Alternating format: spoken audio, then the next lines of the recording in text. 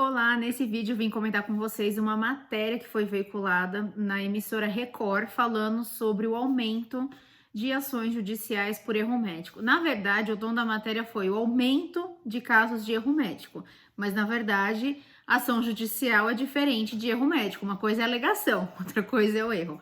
Mas já vou explicar mais sobre isso. Antes de entrar no mérito, né, do que aconteceu, o que foi divulgado, se realmente cresceu o número de ações, o que isso tem a ver com o seguro, o que isso tem a ver com você, corretor de seguros. Tá vendo esse 5K aqui, ó? Deixa eu até... Viu? Isso significa que nós atingimos a marca de 5.000 inscritos no canal. E eu estou contando com você que ainda não é inscrito pra gente, quem sabe, atingir a marca de 10.000. Então, se você ainda não é inscrito no nosso canal, se inscreva e já ativa o sininho, né? Clica no sininho para receber as notificações. Aqui eu só faço vídeo relacionado a seguro de responsabilidade. Então, casos reais, comento matéria, tudo coisa que vai te ajudar ou a vender, ou a contratar certo, ou a ter o sinistro indenizado no momento que você mais precisar. Então, bora me seguir no canal para você receber as notificações dos vídeos.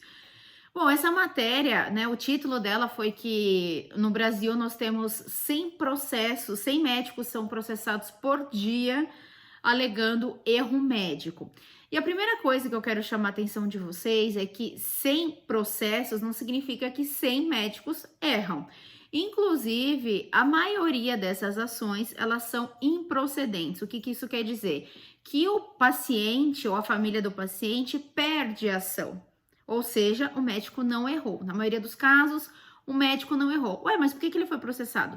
Porque todo mundo tem direito à justiça e se eu achar que eu fui lesada, que alguém da minha família foi lesado, né? Sei lá, por exemplo, algum familiar morreu, alguma coisa assim, eu tenho direito de processar. Eu tenho direito de pedir para o judiciário, olha, avalie isso aqui para mim, né? Eu acho que ele errou e ele me deve 200 mil reais. Aí ele vai ser chamado para se defender, ele vai ter de contratar um advogado, vai ter de pagar custas judiciais, perícia para falar que não errou, né? Então, existe um custo para ele se defender. Mesmo que ele seja absolvido, não é o termo jurídico, mas enfim, para ficar mais fácil para vocês, para fins didáticos, mesmo que ele seja absolvido, né, ou seja, a ação seja julgada improcedente por paciente, o paciente recorre, aí no recurso ele ganha a causa de novo, ele tem algum prejuízo? Isso é uma pergunta bem comum dos alunos que os próprios médicos fazem na visita. Ah, mas eu soube que a maioria das ações os médicos ganham. Então, eu não preciso de seguro, porque eu não vou ter prejuízo. Nada disso. Mesmo que ele ganhe ação, ele contratou advogado, ele pagou custas judiciais, pagou perícia, etc., esse prejuízo fica com ele. Ué, Tabata, mas quem perde não paga um tal de honorários de sucumbência? Sim, mas isso é uma outra coisa. Vamos pensar assim, o advogado que ganha ação, o advogado da parte que ganha ação, além dele receber os honorários da parte que contratou ele, seja o médico ou seja o paciente, ele vai receber um bônus caso ele ganhe essa ação judicial, que é o honorário de sucumbência. É um bônus pelo trabalho dele, vamos chamar assim, grosso modo falando, tá? Para vocês entenderem. Então, a pessoa vai ser condenada a que perdeu, né? A pagar 10% do valor da causa, 15% do valor da causa, 20% do valor da causa, mas esse é um dinheiro que vai para o advogado. Então, supondo que o médico foi processado numa causa de 100 mil reais. Ele contratou advogado, pagou perícia e etc. Ele gastou aproximadamente uns 40 mil reais nessa ação judicial, tá? E são valores mais ou menos por volta disso. Gastou 40 mil reais para se defender. Ele ganhou a ação, ou seja, o paciente perdeu. O paciente vai ser condenado a pagar, por exemplo, 10% de honorário de sucumbência.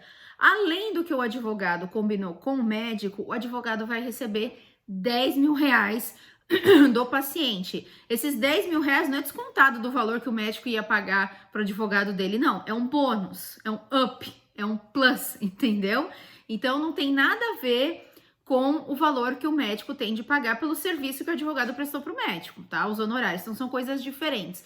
O fato do médico ganhar a ação, infelizmente, não evita que ele tenha um prejuízo financeiro. Ele vai precisar, sim, ele vai ficar, né? Porque ele já pagou para se defender, ele vai ficar com esse prejuízo no bolso, né? E o que ele faz para não ter esse prejuízo? Contrata um seguro de responsabilidade civil profissional. Essa é a melhor forma dele se proteger desse risco. E vamos combinar que no Brasil o risco é enorme, né? A gente está falando aí do segundo país do mundo em número de ações judiciais contra médicos, só perde para os Estados Unidos, né? Os Estados Unidos é super famoso por ter uma judicialização muito alta. Então veja que, né, a gente está na frente de Canadá, Reino Unido, Rússia, enfim, uma série de países grandes em termos de população, em termos também de judicialização em alguns casos, e ainda assim a gente está em segundo lugar nesse ranking. Então, o Brasil é um país, é um local bem complicado para você ser médico, porque há grandes chances de você ser processado.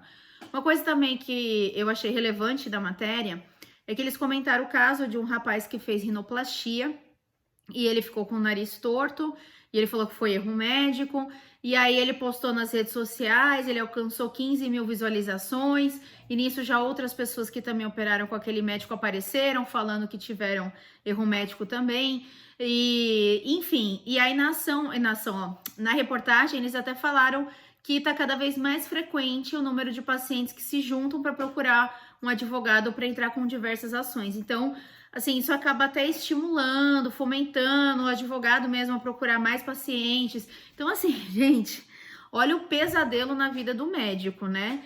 E aqui lembrando, né, a alegação de erro não é igual erro, tá? Porque quando você se submete a um procedimento, há riscos daquele procedimento. Pode acontecer, sim, complicações na cicatrização, efeitos colaterais, vamos chamar assim. Então, isso faz parte. Então, cuidado, tá? Não é porque, mas o nariz ficou torto, ele errou. Não sei, né? Não sei. Por isso que é feita uma perícia, porque são médicos avaliando se realmente houve algo de errado. E como eu falei dessa questão da rede social, né, que tá crescendo, que tá aumentando esse movimento de se unir, de procurar mais pacientes para processar o médico, daquele mesmo médico, né? Até para ganhar força essas ações judiciais.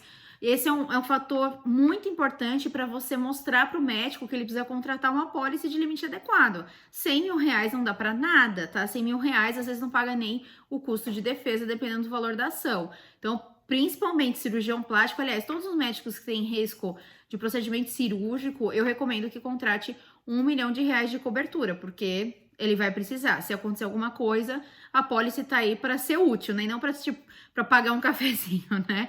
Então é realmente para protegê-lo. Então eu vou deixar o link da matéria aqui na descrição desse vídeo.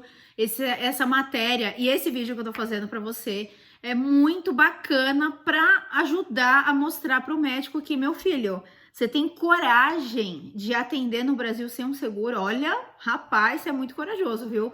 Porque aqui a situação é bem crítica. Precisa ter seguro, gente. Precisa ter seguro. O valor em risco é muito grande. A probabilidade de ter um sinistro também está cada vez maior pelos números. Então, ele precisa ter um seguro. Para vocês terem noção, principalmente médico do estado de São Paulo tem um risco maior ainda.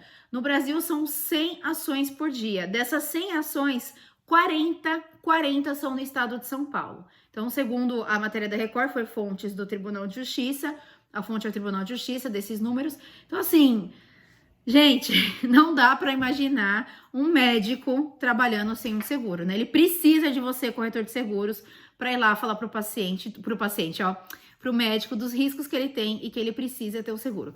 Se você gostou desse vídeo, deixa o likezinho para eu saber que você tem interesse nesse tipo de assunto e eu produzir mais conteúdo a respeito disso. Obrigada, gente. Até o próximo.